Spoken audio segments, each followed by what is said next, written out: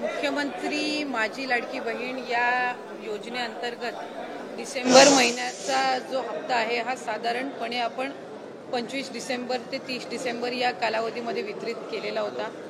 या महिन्याचा जानेवारी महिन्याचा म्हणजे नवीन वर्षाचा पहिला जो लाभ आहे डीबीटी आहे ते 26 जानेवारीच्या आत त्याची सुरुवात ही आम्ही करत आहोत आणि त्या संदर्भातलं जे आर्थिक नियोजन आहे ते सुद्धा अर्थ विभागाकडून आम्हाला महिला व बालविकास विभागाला प्राप्त झालेला आहे। त्याच्यामुळे लाडक्या बहिणींचा जो जानेवारी महिन्याचा लाभ आहे हा साधारणपणे 26 जानेवारीच्या आत त्याची वितरणाची सुरुवात होईल आणि 3 ते 4 दिवसाच्या त्या कालावधीमध्ये ज्या महिला लाभार्थी आहेत त्यांच्या खात्यावर तो लाभ जमा होईल। मला आपल्या माध्यमातून सर्व लाडक्या बहिणींना आज जानेवारी महिन्याच्या संदर्भातले अनेक माध्यमांकडून सुद्धा विचारलं जात होतं आणि बऱ्याचशा लाभार्थ्यांकडून सुद्धा साधारणपणे तो प्रश्न उपस्थित केला जात होता। त्यामुळे दर महिन्याला आपण महिना संपायच्या आत तो लाभ त्यांच्या अकाउंटला देत असतो। त्यामुळे या महिन्यामध्ये सुद्धा तो लाभ जो आहे तो 26 जानेवारीच्या आत त्याची वितरणाची सुरुवात ही माननीय मुख्यमंत्री देवेंद्रजी फडणवीस साहेब, उपमुख्यमंत्री एकनाथजी शिंदे साहेब आणि उपमुख्यमंत्री अजितदादा यांच्या सूचनेनुसार आम्ही करत आहोत। ताई 2100 रुपये दिले जाणार की 1500 रुपये दिले जाणार? कारण आपण आपल्या या संदर्भामध्ये आम्ही आधी सुद्धा बऱ्याचशा वेळेला स्पष्टीकरण दिलेलं आहे। राज्याचे मुख्यमंत्री देवेंद्र फडणवीस साहेबांनी दिलेलं आहे, दोन्ही उपमुख्यमंत्री महोदयांनी दिलेलं आहे की नवीन अर्थसंकल्प किंवा त्याच्या पुढच्या कालावधीमध्ये या संदर्भातला सकारात्मक विचार जो आहे तो करण्यात येईल। त्याच्यामुळे सध्याच्या या महिन्याच्या याच्यामध्ये 1500चा लाभ जो चालू आहे तो आपण त्यांच्या खात्यामध्ये वितरित करत आहोत।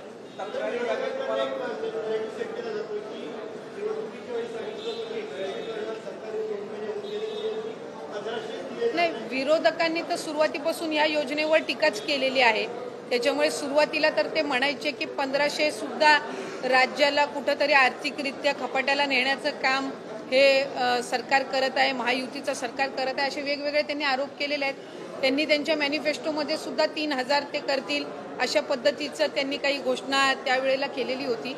मॅनिफेस्टो हा ज्या वेळेला एखादी युती किंवा आघाडी करत असते त्यावेळेला निश्चितपणाने त्या जे काही घोषणापत्र असतं त्याला अधीन राहूनच कुठलंही सरकार किंवा युती काम करत असते। आम्ही महायुती जे आहेत ते राज्याचे मुख्यमंत्री देवेंद्रजी फडणवीस साहेब, उपमुख्यमंत्री एकनाथजी शिंदे साहेब आणि अजितदादांच्या नेतृत्वाखाली त्या संदर्भामध्ये काम करत आहोत। जास्तीत जास्त महिलांपर्यंत लाडकी बहीण योजनेचा लाभ हा देणं आणि त्याचबरोबर म्हटल्याप्रमाणे मुख्यमंत्री महोदयांनी सुद्धा त्यांच्या पहिल्या पत्रकार परिषदेमध्ये आम्ही बरोबर त्या सर्व बाबींचं नियोजन करून जे घोषणापत्रकामध्ये आम्ही वचन जे दिलेलं आहे लाडक्या बहिणींना त्यापासून कुठेही दूर न हटता त्यांना वचन दिलेला लाभ जो आहे तो आम्ही व्यवस्थित नियोजन करून त्या पद्धतीने आम्ही त्यांना देणार आहोत।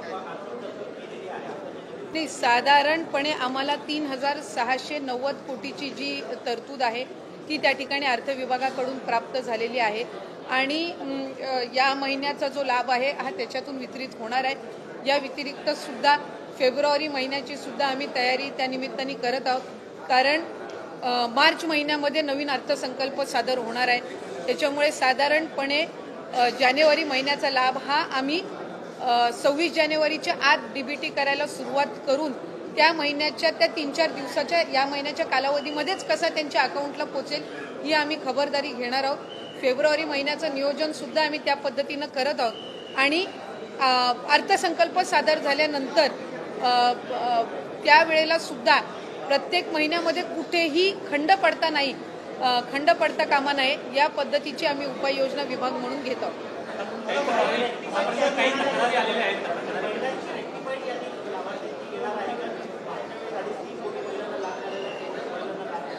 साधारणपणे आमच्याकडे गेल्या डिसेंबर महिन्यामध्ये जो लाभ आपण दिला तो 2,43 का 2,47 सुमारे इतक्या लाडक्या बहिणींपर्यंत तो लाभ पोहोचला होता।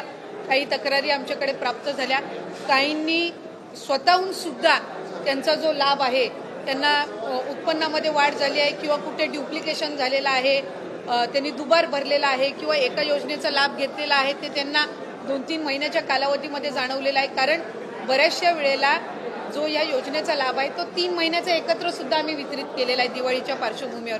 त्याच्यामुळे त्यावेळेला त्यांच्या लक्षात आलेलं आहे। त्यामुळे साधारणपणे जे ड्युप्लिकेशन झालेले आहेत, ज्यांनी वेगवेगळ्या योजनांसहित या योजनेचा लाभ घेतलेला आहे तसे असतील किंवा 2 वेळा अर्ज भरलेले असतील किंवा एखाद्या ह्याचा लाभ घेतलेला असेल तर असे साधारणपणे जे आहेत ते कमी होतील. त्यामुळे फार काही त्याच्यामध्ये लाभार्थ्यांच्या संख्येमध्ये फार काही फरक हा पडणार नाही. स्वइच्छेने आणि अशा काही क्रॉस व्हेरिफिकेशनमध्ये किंवा खालून स्थानिक प्रशासनामधनं ज्या तक्रारी आलेल्या आहेत त्यातून जी काही थोडीफार कमी होतील ते, आणि इतर जी क्रॉस व्हेरिफिकेशन आहे ज्यांचं उत्पन्नाचं आणि इतर दाखले अजून सबमिट झालेले नाही आहेत हे ग्रॅज्युअली होत राहील.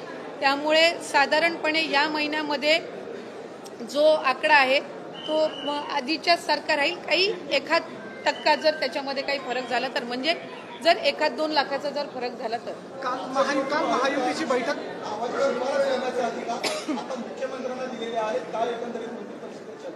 नाही, मंत्रिमंडळाच्या ह्याच्यामध्ये सर्व मंत्री महोदय असतील, आमचे दोन्ही उपमुख्यमंत्री असतील, त्यांच्या उपस्थितीमध्ये तो झालेला निर्णय, आणि शेवटी राज्याचे मुख्यमंत्री म्हणून आमचं सगळ्यांचंच ते नेतृत्व त्या ठिकाणी करतात आणि तो अधिकार हा राज्याच्या मुख्यमंत्र्यांना, फडणवीस साहेबांना मंत्रिमंडळाच्या बैठकीमध्ये सर्व मंत्र्यांच्या एकंदर शिफारसीने त्या ठिकाणी देण्यात आलेला. काल महायुतीची बैठक पार पडली. त्या बैठकीमध्ये धनंजय मुंडे उपस्थित नव्हते. आज मंत्री परिषद झाली, तसेच आज कॅबिनेट झाली, तिथे उपस्थित नाही. कुठेतरी त्यांच्यावर राजीनाम्याचा दबाव आहे, यामुळे ते साईडला होतात. ते मला वाटते त्या संदर्भातली जी काही चर्चा आहे ती त्यांची राज्याचे मुख्यमंत्री फडणवीस साहेब, अजितदादा, आमच्या पक्षाचे नेतृत्व यांच्यासोबतच्या स्तरावर असेल. आज काही पूर्वनियोजित कार्यक्रमामुळे ते मंत्रिमंडळाच्या बैठकीमध्ये नव्हते, कारण त्यांनी त्या संदर्भातली जी माहिती आहे ते मुख्यमंत्री महोदयांना आणि दादांना त्या ठिकाणी दिलेली होती, त्याच्यामुळे ते आज नव्हते. आणखीन 1-2 मंत्री काही पूर्वनियोजित कार्यक्रमामुळे येता आले नव्हते, कारण इतर वेळेला आमचा जो कॅबिनेटचा दिवस असतो हा मंगळवारचा असतो. आज काही मंत्र्यांचे त्या ठिकाणी कार्यक्रमही होते. त्यांनी त्या पद्धतीनं मुख्यमंत्र्यांकडनं पूर्व परवानगी घेऊन त्या ठिकाणी मंत्रिमंडळाच्या बैठकीमध्ये नव्हते. नमस्कार, मी प्रियांका नागने. आपल्या मराठी चॅनलवरती तुमचं सर्वांचं स्वागत आहे. आत्ताच इथे अदिती तटकरे ताईंनी सांगितलं आहे की 26 जानेवारीपर्यंत तुमचा 7वा हप्ता येणार आहे. मुख्यमंत्री माझी लाडकी बहीण योजनेअंतर्गत जे लाभार्थी महिला आहेत त्यांच्यासाठी अतिशय आनंदाची बातमी आहे, कारण अखेर तारीख ठरली 26 जानेवारी 2025 रोजी तुमचा हप्ता वितरित करण्यात येईल. म्हणजे त्याआधी किंवा त्यानंतरही येऊ शकतं. त्याच्यामुळे लाडक्या बहिणींनो आता तुमचं टेन्शन आता रिलॅक्स झालेलं आहे, कारण आता लाडक्या बहिणींनी संक्रांतीपर्यंत वाट पाहिलं, नवीन वर्ष आलं तरी तिथे नवीन हप्ता काही आला नाही, म्हणजे 7वा हप्ता जमा झाला नाही. परंतु इथे किती पैशांचा इथं हप्ता येणार आहे तर 1,500 रुपयाचा हप्ता येणार आहे. 1,500 रुपये तुम्हाला मिळणार आहे. 2100 रुपयाबद्दल कोणतीच चर्चा झालेली नाहीये. त्यामुळे लाडक्या बहिणींनो, तुम्ही जर पात्र असाल, तुम्ही जर निकष पाळून अर्ज केले असतील तर नक्कीच इथे तुम्हाला 1,500 रुपयांचा हप्ता मिळणार आहे. आता निकष कोणते कोणते होते ते सुद्धा आपण पाहिलेलं आहे. आवश्यक कागदपत्रे तुम्ही कोणती दिलेली आहे, योजनेची माहिती आहे, आणि मेन म्हणजे इथे वेबसाईट सुद्धा सुरू झालेली आहे. तुम्ही पाहू शकता, तुम्ही लॉग इन करू शकणार आहात. अर्जदार लॉग इन वरती गेल्यानंतर तुम्ही इथे लॉग इन सुद्धा करून तुम्ही इथे तुमचे पेंडिंग आहे का अप्रूव्ड आहे ही सर्व माहिती तुम्ही पाहू शकणार आहात.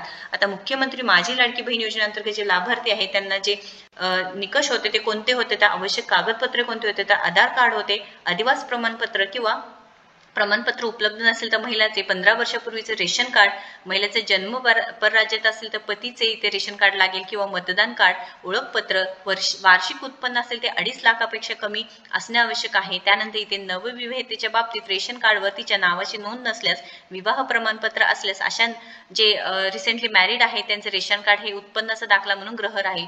बँक खाते तपशील, लाभार्थी महिलेचे हमीपत्र व फोटो हे रिक्वायर्ड डॉक्युमेंट्स होते. त्याने तिथे सर्व माहिती दिलेली आहे. जर तुमचं एज असेल 21 ते 65 वर्ष असेल तर तुम्ही नक्कीच इथे अर्ज केला असेल तर तुम्ही इथे तुम्हाला पुढचा हप्ता मिळणार आहे. आधार कार्ड, अर्जामध्ये आधार कार्ड प्रमाणे नाव नमूद करावे. अधिवास प्रमाणपत्र पाहिजे आहे. महिलाचे जन्म परराज्यात असल्यास पतीचे इथे 15 वर्षापूर्वीचे रेशन कार्ड पाहिजे आहे. वार्षिक उत्पन्न मेन सांगितलेलं आहे 2.5 लाखापेक्षा कमी असणे आवश्यक आहे. त्यानंतर तुमच्याकडे 4 व्हीलर म्हणजे घरातील कोणाकडे 4 व्हीलर असू नये हे सुद्धा सांगितलेलं आहे. त्यानंतर तुम्ही इन्कम टॅक्स इथे भरायला नाही पाहिजे आहे हे सुद्धा माहिती सांगितलेलं आहे. या निकषांमधून तुम्ही पात्र असेल तर नक्कीच आता आनंदाची बातमी आहे, कारण लवकरच तुमच्या खात्यामध्ये, तुमच्या बँक अकाउंटमध्ये पैसे जमा होणार आहेत. पुढील जो 7वा हप्ताची लाडकी बहीण भरपूर दिवसापासून वाट पाहत आहे. म्हणजे नवीन वर्ष गेलं, संक्रांत गेली तरी अजून जमा झाले नव्हते पैसे, पण आता लवकरच जमा होणार आहे. आणि मुख्य म्हणजे इथे लाडकी बहिणीची जी वेबसाईट आहे ते सुद्धा सुरू झालेलं आहे. तुम्ही अर्जदार लॉग इन वरती क्लिक केल्यानंतर तुमचे जे अर्जाची पेंडिंग आहे का अप्रूव्ड झालेलं आहे, आतापर्यंत किती पैसे मिळालेले आहेत, ही सर्व माहिती तुम्ही इथे पाहू शकणार आहात. महत्वपूर्ण माहिती आहे. लाडक्या बहिणींना जास्तीत जास्त शेअर करा. आनंदाची बातमी आहे, कारण 7व्या हप्त्याबद्दल माहिती आहे व आपल्या चॅनलवरती अशाच दररोज अपडेट्स येत असतात. सो नक्कीच आपल्या चॅनलला सबस्क्राईब करायचं विसरू नका. जास्तीत जास्त व्हिडिओला शेअर करा, लाईक करा आणि आपल्या चॅनलला सबस्क्राईब करा. धन्यवाद.